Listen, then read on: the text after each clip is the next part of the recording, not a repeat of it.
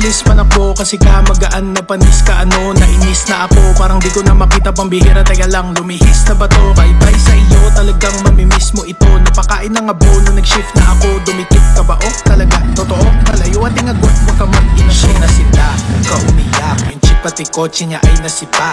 Sabay kami dalawa, sumibat, sumagad. Noong VTEC ko ay kumagat. Napamura na lang siya ng tangina. Nag-blink auto mo parang magina. Grabe ha, kargado daw sabi niya. Pagtaas ng hood stock makina.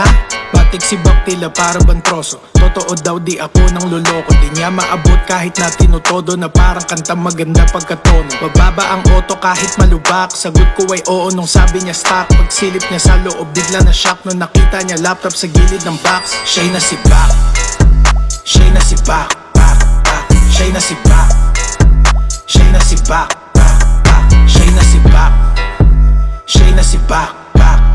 Siya'y nasibak. Siya'y nasibak.